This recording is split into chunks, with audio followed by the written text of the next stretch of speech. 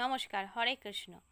একজন আমাকে প্রশ্ন করেছিলেন যে হিন্দু ধর্মে মৃত ব্যক্তিকে দাহ করার সময় মুখে আগ্নি করা হয় কেন, বা আমাদের প্রিয়জন মরলে সেই প্রিয়জনের মুখে কেন আগুন দেয়া হয়।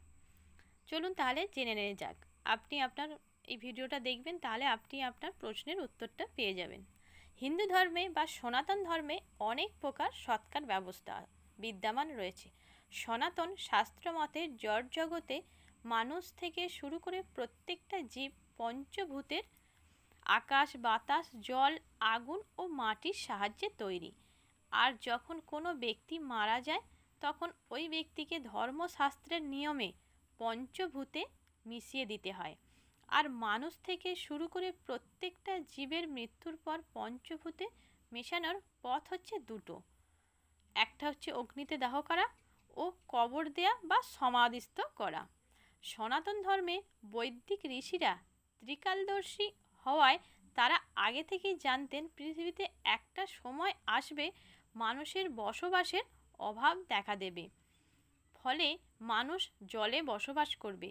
সামাজিকভাবে দেখলে বোঝা যায় যে একটা মৃত ব্যক্তি 3.5 হাত জায়গা দখল করে, তাহলে কোটি কোটি মৃত ব্যক্তির জন্য প্রতি বছর এত জায়গা কোথায় পাওয়া যাবে। আবার বৈজ্ঞানিক ব্যাখ্যা দেখলে বোঝা যায় বিজ্ঞানীরা সাধারণত একটি অসুস্থ পশু পাখিকে মারা গেলে পুড়িয়ে ফেলতে বলে। কারণ হিসাবে বলে অসুস্থ পশু পাখিকে মাটিতে কবর দিলে বা মানুষ ও জীব বৈচিত্র্যের জন্য ক্ষতিকর প্রভাব ফেলতে পারে। তাহলে একটু চিন্তা করে দেখুন, সেখানে এত বড় একটা রোগাগ্রস্ত মানুষকে কবর দিলে কতটুকু ক্ষতি হতে পারে। আরেকটি দিক হচ্ছে মৃত্যুর পর আত্মা মানুষের দেহ থেকে চলে গেলে সেই দেহটি জড় বস্তুতে পরিণত হয়, আর ওই আত্মা নতুন দেহ ধারণ করে। হাজার হাজার বছর আগে এসব দিক বিবেচনা করে ত্রিকালদর্শী ঋষিরা ভগবানের শাস্ত্রীয় নির্দেশে মৃতদেহকে দাহ বা পুড়িয়ে ফেলতে বলেন। এটাই উৎকৃষ্ট পন্থা হিসাবে বিবেচিত। তাছাড়া এ পদ্ধতিতে যেমন মাটি ও জীববৈচিত্র্যের ক্ষতি করে না, তেমনি আগামী প্রজন্মকে জায়গার জন্য বিপদেও ফেলে না।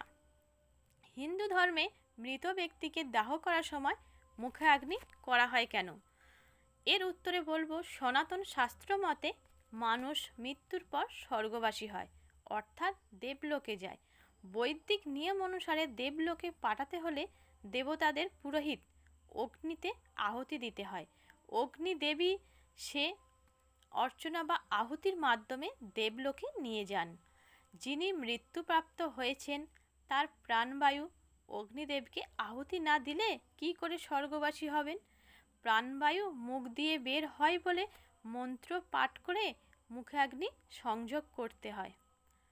তো আমার ভিডিওটা যদি আপনাদের ভালো লাগে অবশ্যই জানাবেন, আর ভুল ত্রুটি কিছু থাকলে আমাকে ক্ষমা করবেন। হরে কৃষ্ণ।